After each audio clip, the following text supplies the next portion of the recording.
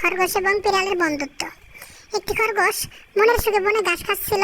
ঠিক এমন সময় ঝোপের আড়াল থেকে একটি দুষ্ট শিয়াল খরগোশটি লক্ষ্য করে এবং তাকে ধরার জন্য তাড়া করে। কিন্তু এই ঘটনাটি দূর থেকে প্রত্যক্ষ করে একটি বিড়াল।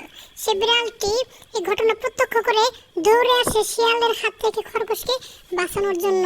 সে দ্রুত ছুটে আসে এবং এক সময় সে শিয়ালের মুখোমুখি দাঁড়িয়ে যায়।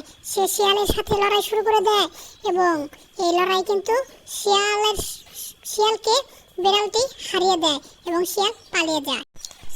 তারপর বিড়াল এবং খরগোশের মধ্যে সুন্দর একটি বন্ধুত্ব তৈরি হয়ে যায়। তারা দুজনে প্রতিজ্ঞা করে দুজনে একসাথে থাকবে, সবসময় একসাথেই ঘোরাফেরা করবে, খাবার খাবে, সবকিছুই করবে। তাই তারা দুজনে একসাথে বনের মধ্যে ঘুরে বেড়ায়। দুজনের কি বন্ধুত্ব ভাব দেখলে মনটা জুড়ে যায়। বন্ধুরা, তোমাদের কি এরকম বন্ধু আছে? তাহলে যদি এরকম বন্ধু থাকে তাহলে অবশ্যই এই ভিডিওটি কিন্তু একটা লাইক দিয়ে যাবে। সো বন্ধুরা, তারপর দুজনে কি করে ঘোরাফেরা করে, তারপর দুজনে একসাথে খাবার খায়। কারণ তারা সারাদিন দুজনে মনের সুখে বনে বাতারে ঘুরে ফিরেছে, সেজন্য তাদের অনেক ক্ষুধা লেগেছিল। দুজনে খাবার খেয়ে নেয়। দুজনে খাবার খেয়ে নেওয়ার পর দুজনে চলে যায় ছিপ নিয়ে মাছ ধরার জন্য।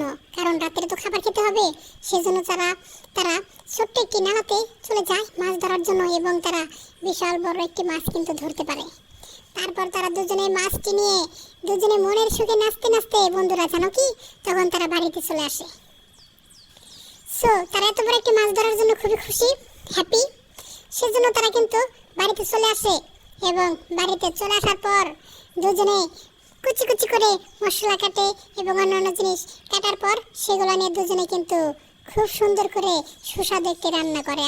সে রান্না দেখে জিভে জল চলে আসে। বন্ধুরা জানো কি, তারপর দুজনে কি করে, দুজনে মিলে মাছটা কিন্তু সুন্দর করে মজা করে খেয়ে নেয়, সাথে আরও কিছু খেয়ে নেয়।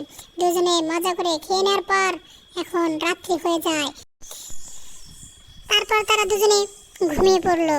সো বন্ধুরা, তাদের এই বন্ধুত্ব দেখে কিন্তু আমার পুরোনো দিনের বন্ধুদের কথা মনে পড়ে গেল। সো বন্ধুরা, এই বিড়াল এবং খরগোশটির জন্য একটি কিন্তু লাইক হতেই পারে।